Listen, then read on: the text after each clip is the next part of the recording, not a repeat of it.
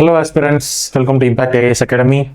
So today we are going to see a very important issue which has been reflected in today's editorial of The Hindu.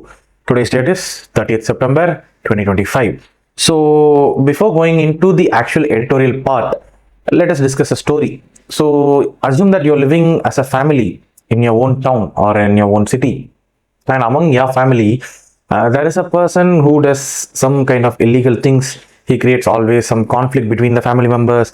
He is often arrested by the police, maybe for some mob lynching. So he does that kind of activities, he or she. So as a family head, you decide to throw him out of the family.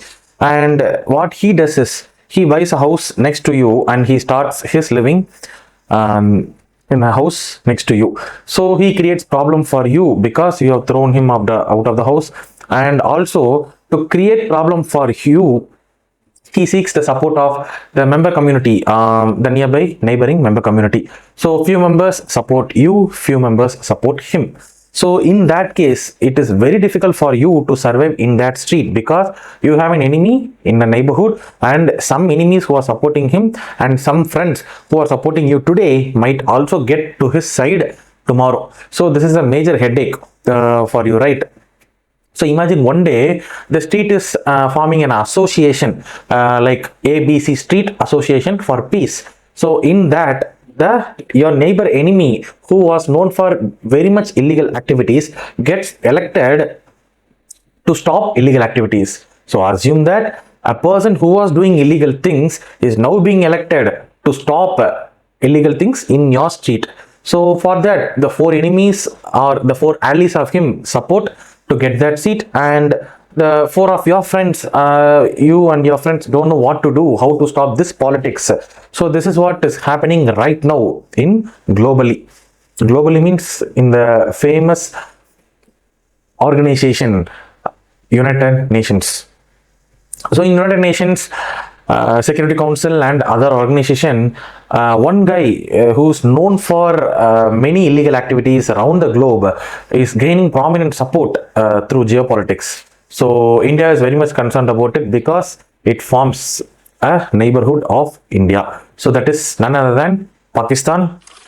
So today's editorial section talked about Pakistan, terrorism and United Nations credibility, because an organization known for many contributions globally is electing such a nonsense to its high level, giving so much responsibility to a terror funder. So we'll go deeper into the topic.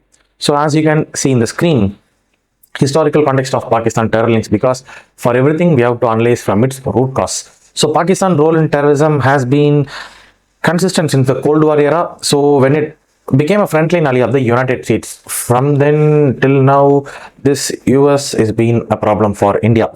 So indirectly.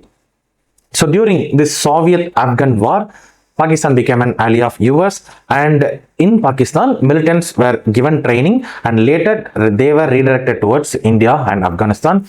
So again, the famous terrorist Osama bin Laden, the discovery of Osama bin Laden, he was living undetected in Abbottabad, which was close to Pakistan Military Academy. So he was living peacefully near the Pakistan Military Academy. So this exposed the duplicity of security establishment, because Pakistan was saying we don't have him, he is not living here, but he was just living near the military academy in Abbottabad. So over the years, terror groups such as Lashkar-e-Taiba, Jaish-e-Mohammed, they have enjoyed legal protection from Pakistan.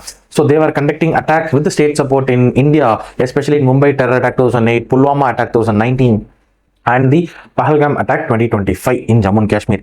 So with respect to this subheading, there is a famous quote: "Those who breed serpents, snake, in their backyard cannot expect them only to bite their neighbors, because it might bite them also." So this was a famous quote said by Atal Bihari Vajpayee on Pakistan terror policy. So moving on to a fact related to this subheading, the US country reports on terrorism 2024 identified Pakistan as a continuing organ to provide safe havens to terror groups.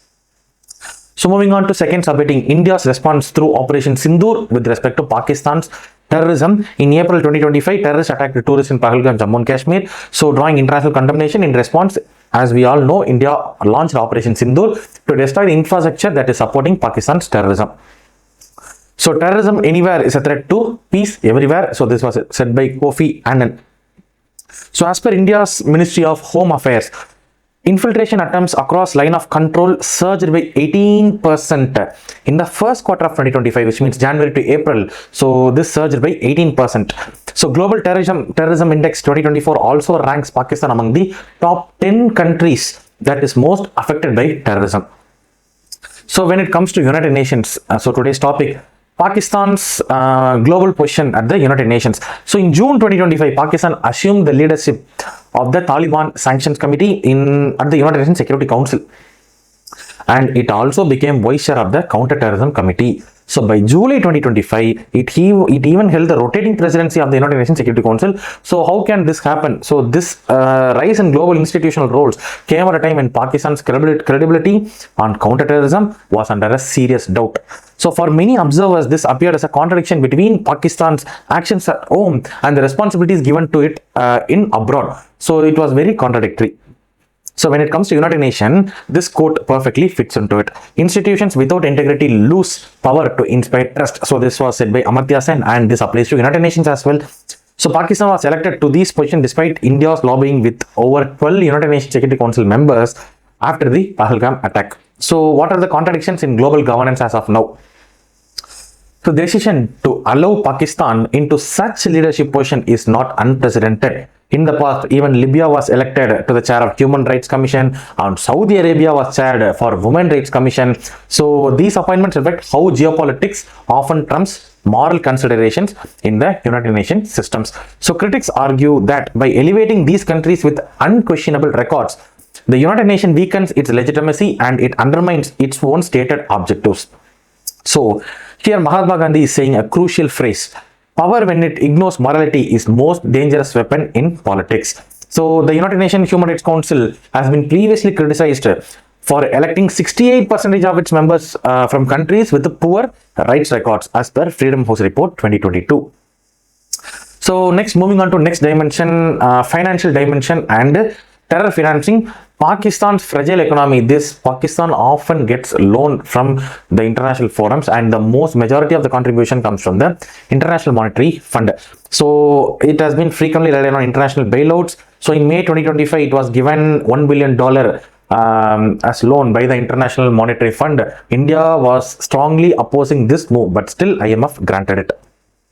So Pakistan's removal from the Financial Action Task Force grey list in 2022 also raised concerns. So when it comes to terror financing, Ban Ki-moon saying comes into picture: terrorism feeds on money as much as on ideology. So moving on to strategic implications for India. Pakistan's new responsibilities with the United Nations provided with platforms to influence the counter-terrorism policy. So this threatens India's long-standing campaign to highlight Pakistan as a state sponsor of terrorism.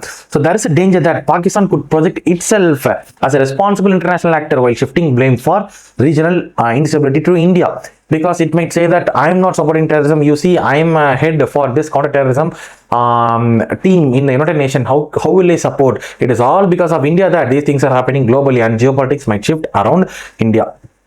So India's diplomatic efforts to build global consensus against terrorism, so that gets complicated. So again, here diplomacy comes into picture, and Henry Kissinger says that diplomacy is the art of restraining power. So moving on to next dimension, broader dangers of the United Nations approach. By rewarding Pakistan with the key roles, the United Nations sends a dangerous signal to international community. It suggests that the state-sponsored terrorism can be overlooked if a country garners sufficient geopolitical support. So this undermines the credibility of the United Nations as a neutral arbiter of peace and global harmony. So moving on to diplomatic challenges that India faces. Despite active outreach after the Pahalgam attack, India was unable to block Pakistan's rise in the United Nations system. So this reflects the challenges India faces when global powers weigh trade, strategic influence, and regional politics over security concerns. So, India's cautious silence on Pakistan appointments may be seen as pragmatism. It may look pragmatic, but it also risks allowing Pakistan to consolidate its global image without resistance. So, here, anonymous diplomat and anonymous nameless diplomat has said a beautiful quote saying, silence in diplomacy can be interpreted both as a strategy as well as surrender. So, what are the potential counter strategies available for India? So, India, we need to enhance its engagement with the United Nations Security Council members. So, we have to actively participate in discussions and highlight Pakistan's track record, because Pakistan is a history sheeter. So, on terrorism and essential tools, these are the essential tools in India's diplomatic arsenal. So, here in international politics, alliances are not built in morality but on mutual necessity. So, it is based on our mutual necessity. So again, we have to engage with Afghanistan and Taliban. We have to make our presence there. We have to provide humanitarian support so that we can gain their support. So also strengthening domestic preparedness is also another important dimension. Pakistan's growing international visibility may embolden cross-border infiltration and cyber terrorism. India must therefore strengthen our intelligence and counter-terrorism networks to prevent such threats. So moving on to lessons we have learnt from the global governance. So United Nations is risking its credibility as a platform for justice and peace because it allows Pakistan to take seats in counterterrorism.